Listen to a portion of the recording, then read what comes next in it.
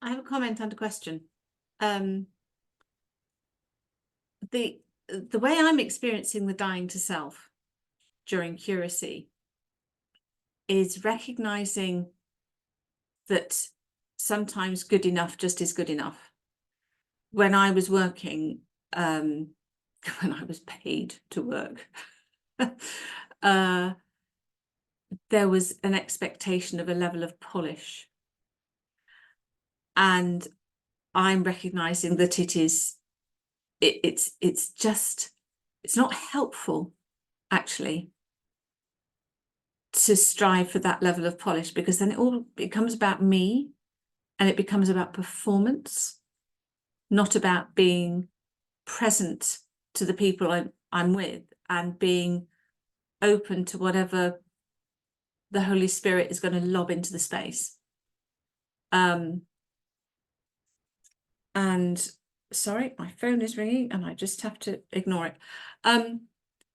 So that's quite hard, because there is in me that which wants to be beyond criticism. No, I'm in the wrong calling for that. And actually what I experience is not criticism, but a joyfulness and a sense of ease on the part of other people. The baptism this morning, so many things did not go as smoothly as they could have done. And the response from the children, the baptismal children's mother, was that the boys just relaxed and enjoyed it. They, so the woman in the long white robe at the front is getting it, keeps forgetting things and speaking when she shouldn't and interrupting other people. And it just meant that they just stopped worrying about if they were going to speak when they shouldn't, and get things wrong. So that kind of dying to the self that I was and stepping into the new space. But the question I have is, Francis worked himself to a state of exhaustion. And he had that, if you like, that freedom because he was a friar. And he didn't have a spouse and family to worry about. He didn't have a house to look after. He begged. He went through bins. I recollect there's one of him going through bins and eating the slightly rancid leftovers of a chicken, I think it was. And I suppose my question is, as a Franciscan minister, or as one with big strands of Franciscan spirituality running through one, how does one balance? How do you balance anything? But how do you get that somehow in balance between the demands of the life that we're in and the model of Francis? Thanks. Well, Andy will know, as will my husband, who is sitting behind me, so I can get away with nothing at this point. That I don't. I do a particularly bad job at balance. And I think that's also one of the reasons I feel called into this form of spirituality, because it's important to me to work it out. I think what I'm learning, and I was preaching about this morning, actually, not what I planned to preach about, but that's what came out.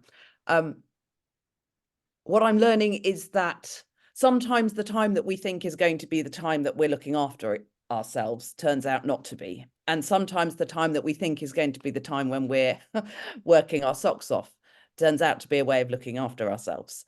And so if in fact what we do is, I come back to the holding lightly, is to hold both of those things lightly, then one can give to another. I'm a person who sort of thought, well, okay, I need to have, this is the time, and I need to have blocks of time because I'm not very good at switching off. So in terms of practical things, I need like big chunks. But I've had to learn to go with the flow a little bit more. And as you said, and that's why I was cheering you on as you spoke, to think about, what am I doing? Who am I called to be? And what am I doing this for? And what am I aiming for? And the journey to humility, and I haven't got there, I have found one of the most useful journeys to go on for this. It's stepping back from, I have to be really good at this, because that is not about necessarily me giving my best. Oh, I've got a bubble. Sorry. It's about me wanting to feel good about myself. And it's, you know, it's not a terrible thing, but it is not a good thing to be pursuing all your time. So you run yourself into the ground because you want to get to the point where you know you couldn't have done any more. And then you get to the point you think, well, I couldn't possibly not do X, Y, Z because the world's going to fall apart if I, well, that's rubbish, frankly. It's not going to fall apart. The truth is, people probably won't even notice. And if they do, what they're going to do, they're going to go, oh, well, you were terrible. Well, they're going to be saying that anyway. So actually, there is a real liberation in as you said, letting go of that need to achieve as the world sees it, letting go of that need to make ourselves feel good. And that has been my best way to learn to look after myself, because I don't feel that I am called the way that Francis may have felt called to beat myself to death. That's not what I hear from Jesus when I go to scripture. It's not what I hear when I come to pray. Sometimes I hear, Ems, I know you're hating this, but you're going to have to carry on. I've done some time hearing that. But that's different from slog yourself into the ground. It is do what I call you to do. And that's the discernment that I go through, is what is God calling me to? That's how I get the balance. Because quite often, if I start to unpack, I think, no, what I'm hearing, that's me calling me to that, because that makes me feel good. That's the church calling me to that, because that ticks a box. That's my congregation calling me to that, because they want this definition of a priest, or they can't be bothered to do X, Y, Z, or they're passionate about this, but don't feel they have the ability to do it. That's fine. But then my role there is not to step in and do it. It's for us to work out together how this thing happens. So a constant questioning of, what is God calling me to in this? And you know what? Sometimes God's calling me not to do the things that I was planning to do, and to sit in a chair. And it's taken quite a long time to allow myself to do that. But very sometimes I do manage it.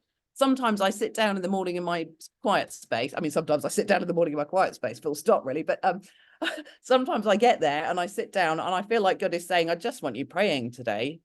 And I'm like, well, I can't do that. I can't do that. I'm a priest. I've got stuff to do. Otherwise, I'm not doing it. And inevitably what happens is things start to fall away a bit, or I start to see times when I could spend time praying, actually, and that meeting's not vital, and I could just say, can we do this another day? So there's an element of, my rule of life helps a lot, because it helps to bring me back. I'm rubbish at keeping it, but it is a framework, so I can come back and hold myself slightly accountable. And Brother Sam, my spiritual director, holds me very accountable. But he doesn't hold me accountable to the letter of my rule. What he says to me, and this is really helpful, it was really helpful to me, is these are not ends in their own right.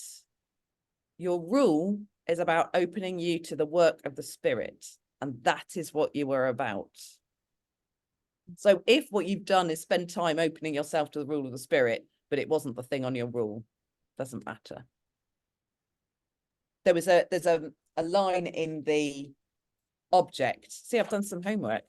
I thought, oh, I better look at some of this stuff. There's a line in the object, so right at the very beginning, that says, clinging to life causes decay. The life that is freely given is eternal. And I think that's something that I am slowly learning, is gripping tight doesn't do us any good. And it doesn't do the thing we're gripping onto any good either. The weird thing is that does mean, and this comes quite a lot from contemplative stuff and learning meditation and things, actually, is that we don't grip tight to the good things or the bad things. Mm. And you get to a stage where, you know, this too shall pass, and it may be a wonderful thing and we can enjoy that and take the joy, but we don't grip onto it and think, well, the world's going to end if the joy comes to an end. We go, hey, that was great. Mm. And we receive from that. And then it drifts off and some crappy stuff comes in and we go, well, this too will pass, and that drifts off. And so I think a holding less tightly. Yeah, I'm very prone to squeezing the living daylights out of anything. If I love something, you know, if I like something, I love it. And if I love it, then I've got to do it every day.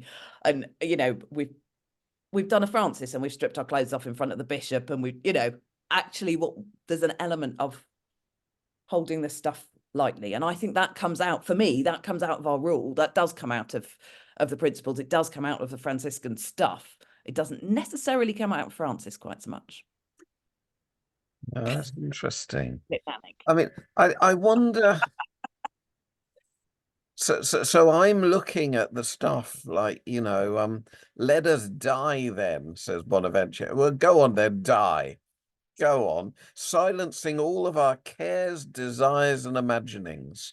And I kind of get that, but then there's another part of me that says, it isn't a lot of our spirituality about discovering the shape we are and actually not dying to our imaginings and deepest desires, but discovering and cherishing them, or you know, discovering what shape we are.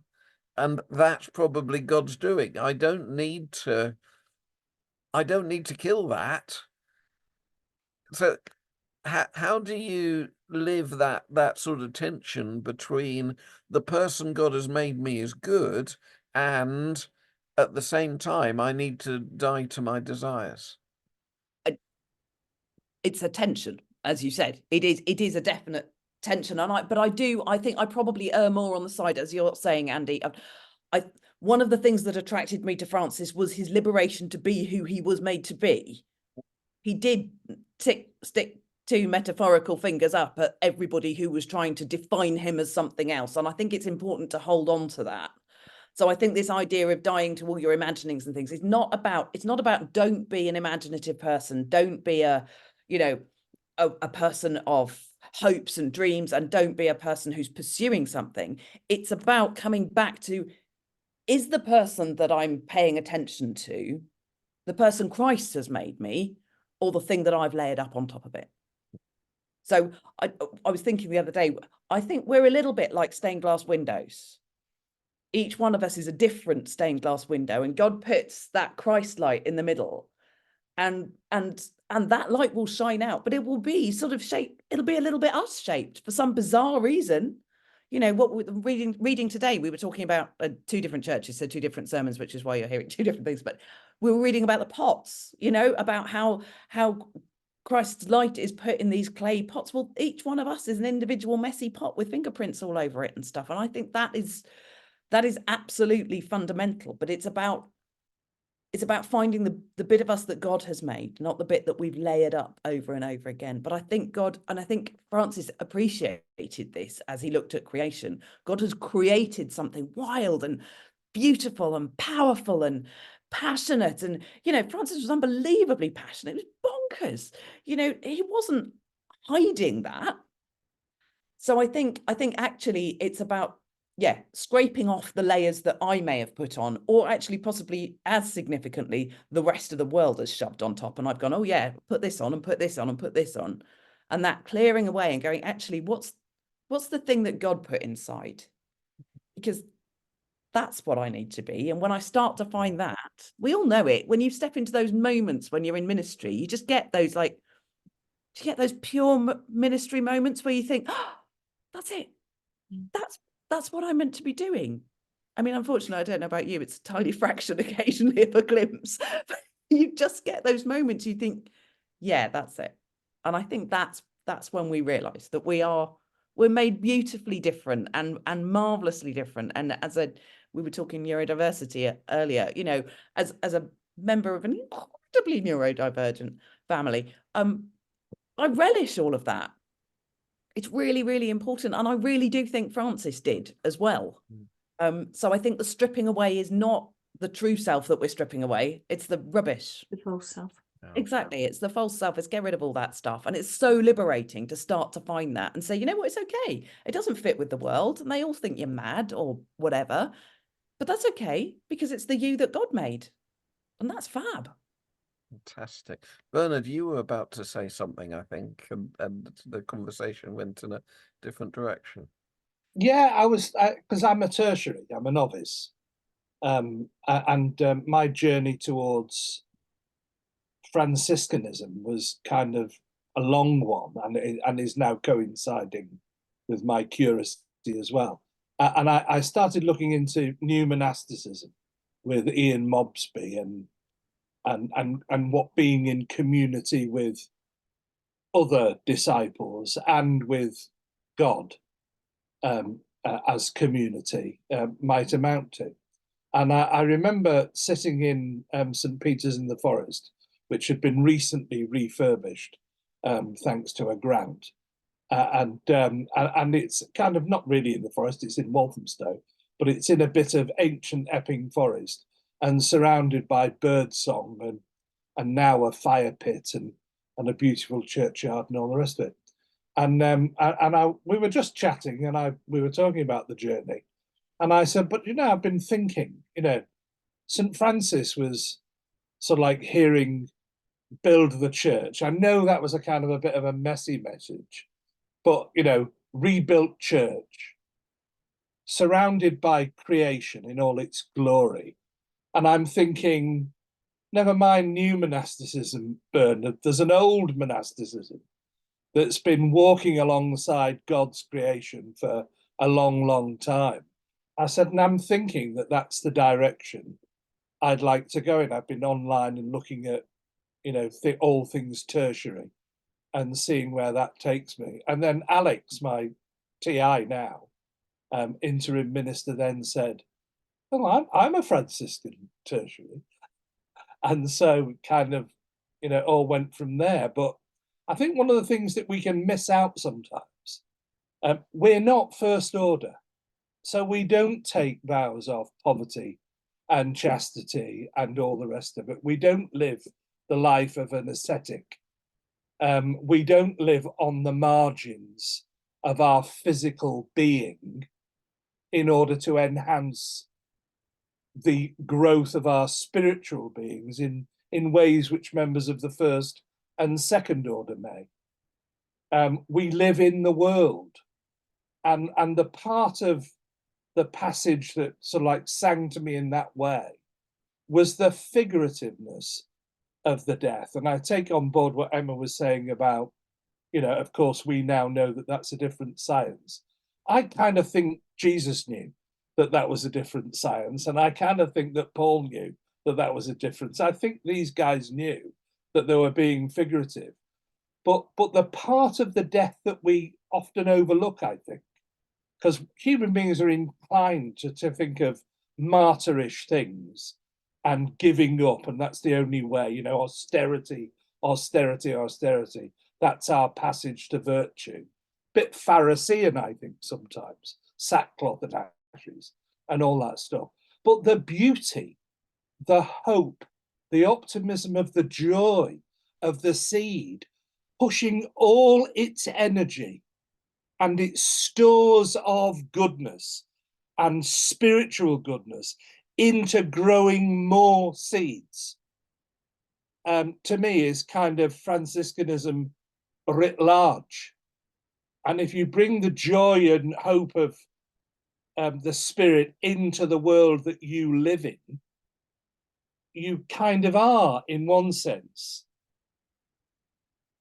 shuffling off the skin of consumerism and selfishness and aiming for the joy and love of community and social justice and encountering the world as it is.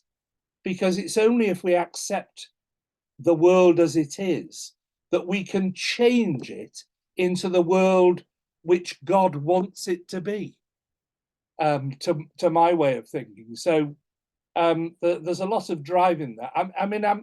I often find myself a little bit anxious in case Franciscanism has become a the environmental wing of the Church of England, and kind of, well, that's the way that we're going to do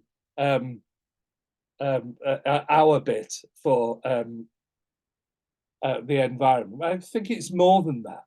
And I think of, I read an article during my diploma by Rowan Williams about the world, creation, as our neighbour.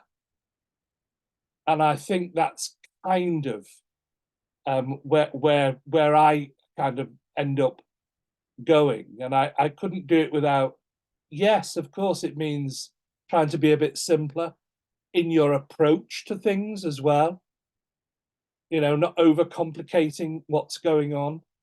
A little aside, I bought, when I was looking for a dog, when my older dog died, I went through all the, apartment friendly, non-vocal, all that sort of stuff. And I got a French bulldog. And a bit like Topsy, he grew and grew and grew. And now he's 18 kilos and, bosses me about a bit. But and it taxed me, because I ended up walking on a stick, because I'd forgotten how exhausting it is to train a new dog from a puppy. I'd just forgotten, kind of like blanked it out. And then I was sitting there one day again talking to Alex, and I said, and I've decided, I spent a lot of moments, wrestling with this demon of Reggie not being the dog that I planned him to be. And I've decided to do the Franciscan thing. He may not be the dog that I planned to be with, but he's the dog I am with. And that is what I'm gonna deal with. And things get simpler from there. And I think I agree with Emma, stuff, since I've been a tertiary, stuff is kind of something that you look at and you think, it's just stuff. That doesn't mean that I don't like an ice cream or a good roast dinner and more than my share of chocolate and who ate all the pies. It's me. I do. That's part of my joy. But I'm conscious of the fact that I'm a consumer and I need to do that less. And I need to share more and allow more people to share. So I'm trying to cut down on those kind of things where I can. So the figurative nature of the death, I think, needs to be written a little higher up the page, I would say, rather than dwelling on the austerity. Because Jesus transitioned through death because he was God. We transition through death because of Jesus. And here we're figuratively transitioning from a life without Jesus to a life with Jesus. And that, I think, helps us capture our place in the world as it is. Sorry, that was a bit long. That's fantastic. Thank you. And I love the idea, glory be to you for brother dog. I think that's brilliant. Yeah. Thank you. Just time, we're going to take a screen break in a moment. Just time for anyone who hasn't commented, if you wanted to. Emma, I'm curious to know who can join the Franciscan order and how long is the formation period? Okay. Yeah, good question, Emma, and or Bernard. I mean, you both are very aware. Anybody can join the Franciscan order, as far as I know, the third order. Lay, ordained, anybody. It's a wonderfully open order. There is a process of preparation, and the words for it are very silly. First, you become an aspirant, which doesn't mean you've breathed something in. It means you're kind of aspiring to something, you're having to think about it. And you chat to some people, and you turn up at a local group and have a look and see what that's like. And you do that for a local group and an area group, because there are different structures. And then once you've done that, you can become a postulant, which sounds really like you need some form of cream, but it's not. And then that involves you involving yourself a bit more fully in a local group and getting to know people a little bit more, and turning up to a little bit more stuff that goes on. I can't remember. I think that you have to do that for a certain length of time. I can't remember how long it is. Mine got messed around. I think it's usually 3 to 6 months for aspirants, probably 6 months to a year for a postulant, 2 years as a novice before you make a full profession. So after you've done your postulancy, so you've done a little bit of talking about it and explored it a little bit further, it's gone in a little bit deeper, you then ask to be noviced, and you get given a novice guardian, who's somebody who oversees your journey. It's a bit spiritual direction-ish, but you need a spiritual director in addition to that, and they will walk you through some wonderfully reformed notes, because I did the old ones. The new ones are much better.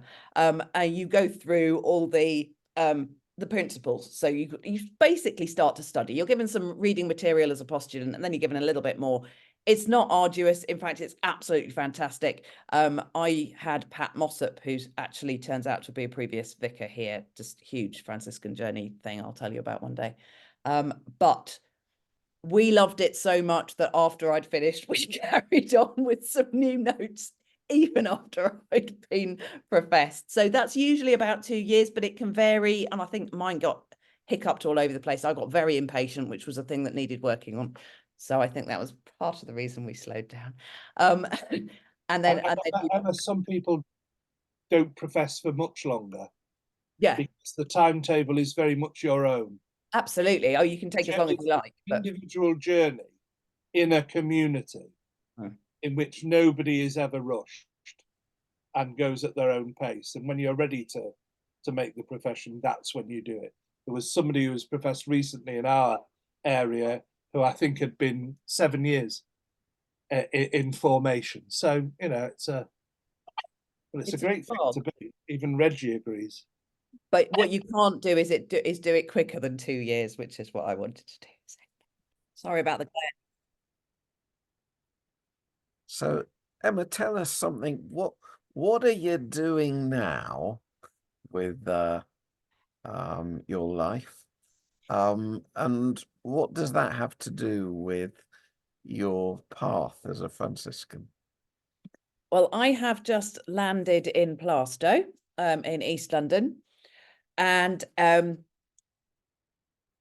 it comes as part of what feels like a whole Franciscan journey, that I have ended up being the vicar of a church in Plaistow that is linked directly to the local Franciscan house. This church used to be part of the parish of the Divine Compassion, which was overseen by the Franciscans, or partly, largely overseen by the Franciscans. But in 2018, all the different churches in the big parish parted ways, and they were looking for somebody who would re-establish the link with the Franciscans, and also do what will probably turn out to be a great deal of social action stuff, and community building. So I have somehow miraculously ended up back in Plaistow, where I lived 20 years ago. Having grown up in rural Lincolnshire, it's a bit of a shock to the system. But God has called me back, which people are amazed at, because I was told, in fact, it's almost written word for word in the profile, that people only stay in Plaistow if they can't get out, and nobody comes back. But I beg to differ, because God has brought us back here and we're incredibly excited about it.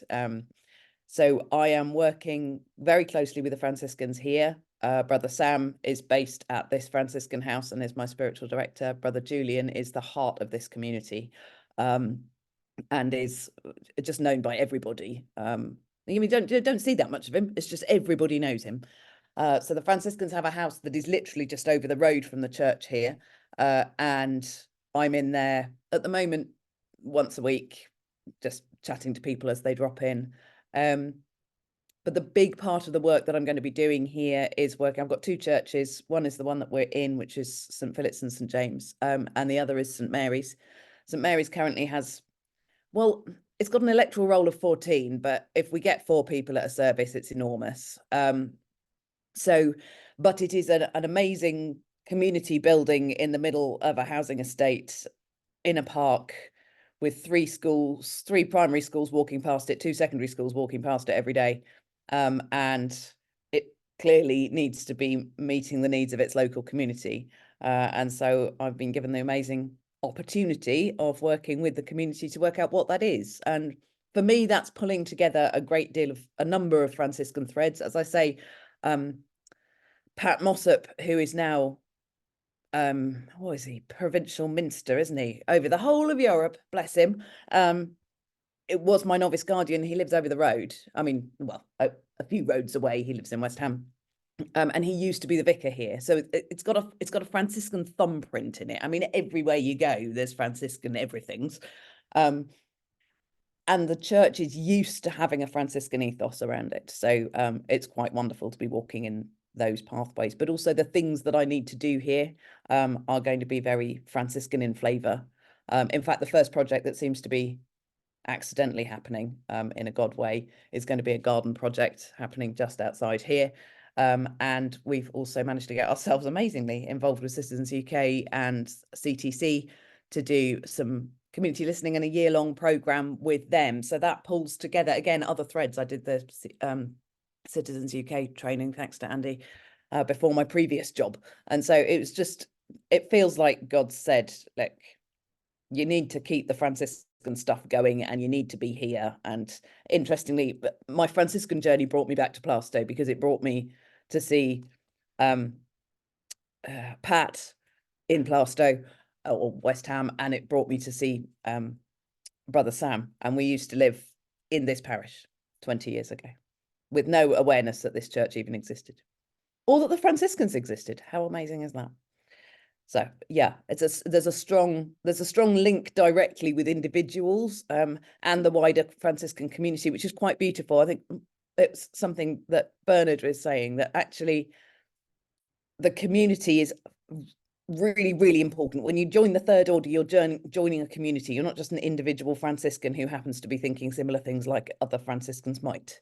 You are joining an order, and that can be quite difficult to hold together because life is messy and chaotic, and we don't have the structure that living in a house would bring, and that loads of other things come in. So actually, to have been dropped right in the centre of a great big Franciscan pool is really, really beautiful here. And I'm starting to link with other Franciscans some of whom I know through the order already, but some who have only recently arrived here or who are on the edge of the order, aren't really sure about what they're doing.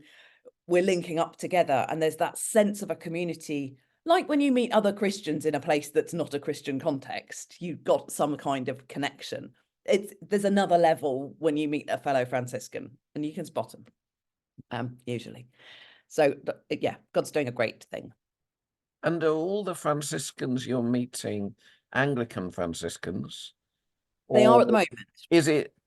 I'm wondering if Franciscans sort of seek each other out, and being Franciscan is more primary than whether you're Anglican or Roman Catholic, or I guess those are the 2 options. Yeah, I mean, to be honest, I haven't encountered many Roman Catholic Franciscans at all, because these are the people that I've met in the circles I'm moving in. But I can imagine that the link, I would certainly get a strong sense of the link being there if I were to encounter Franciscans from other traditions as well, definitely.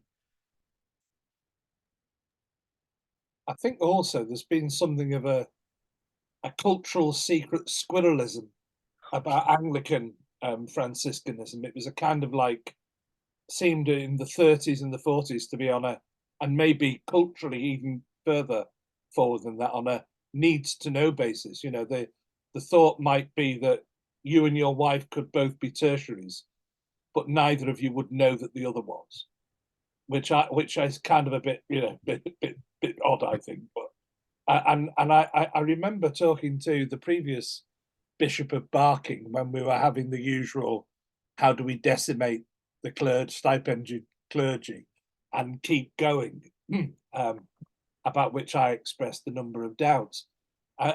We're still being recorded, so you know. Yeah, no, I don't mind. I don't mind. And you know, one of the things that I said to him then, and this was before I was kind of looking at Franciscanism, was because I knew that St. Thomas of Canterbury, the local Roman Catholic church, is run by Roman Catholic Franciscans. And one of the things I thought was, you know, why doesn't the Church of England have the imagination to think in ways like that, so that communities of like-minded people could run a parish? And then to hear Emma talking about the previous existence of a multi-benefice Franciscan run, so it's a bit sad, really, that kind of fell apart in some ways. See you in the morning. Oh, good luck, love. Mum's doing it. Yeah, see you later. It's my dog walking. So I kind of, but I still think that that's you know, the evangelism that we need in a culturally Christian but not actually Christian society is probably going to come from movements of like-minded people working together in community. And I wish you so much joy, Emma, of, you know, of being the seed that dies in Plaistow again, so that more seeds can grow. Sounds wonderful to me. It is an amazing blessing. I've only been here since March the 7th, so, and I haven't moved in yet, which is why I'm zooming from my office and not from home. But and why my husband's walking around waiting to drive me home in the background, bless him. But yes, it is the most amazing opportunity. But as you say, it's that sense of community that you get with the Franciscan movement is very much about community. All communities are, obviously, but and so is obviously the building of the church, and so is this place in particular. It has a very, very particular, very strong sense of very close, immediate community in small pockets. So, you know, this is very different from a little way down the road. And yet the community is constantly changing here. And I think the Franciscan charism is going to help with a lot of that. It's just made a specific question about it. Sorry to.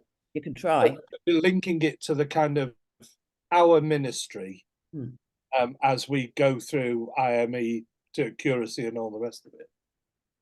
I think that my experience of leadership in parish life and ministry in parish life, and my assessment of other people's experience of ministry from what they've said and from what I've observed, is how lonely it can be. And I think there's a huge benefit to Franciscans, because you can't talk in the parish sometimes about the stuff that you need to share and be accountable for and to. You can't talk to your line manager easily, because, you know, is it going to be on my record? There are lots of other issues about that. But you can talk to your brothers and sisters in Francis about stuff like that. And I've found that a really valuable place to inhabit, that kind of community. Yeah. I was actually asked that question at an interview for a job that I didn't get, to run a new monastic community. So I came here instead. And the question was, you know, how does it feed your ministry, or what's the relationship between that and the church and that sort of? And one of the things I landed on was exactly that, was that having that group of fellow journeyers who you relate to, who are not involved in your parish, who are not involved in even in the machinations of the Church of England, to be honest. It's really, really helpful to be able to chat to somebody and who says, well, actually, I'm not sure that's right. You know, it's really, really, I find it unbelievably helpful. And the wisdom, the pool of wisdom is phenomenal. I mean, a lot of I'm Southend based, but I'm going to have to shift because I can't keep that one up. But a lot of my sisters and brothers are very, very aged and truly amazing. And as Judith was saying, the warmth and compassion and generosity that I've encountered in that group has been, all of the groups, I mean, when we get together, has been quite amazing. And having that group of other people who are, you know, have the same sort of aims that we all do as people who are leading communities and that are churches. You know, they've got the same drive. If you look through the principles, I mean, there's no more, in some senses, they could be hours for somebody leading a church anyway, or being part of a church anyway. Then it's not like they're radically against anything else. But to have that group that you can relate to and journey with, and you get to know one another, and you know, annoy each other and you rub bits off each other, and that's the living in community thing, isn't it? Which is really hard to do as a tertiary, to be honest. So it's really hard to keep that going, especially if your passion is to live in community. It's really, you know, like, am I quite doing this? Is this really working? But putting the effort in is a good lesson too. Emma, thank you so much.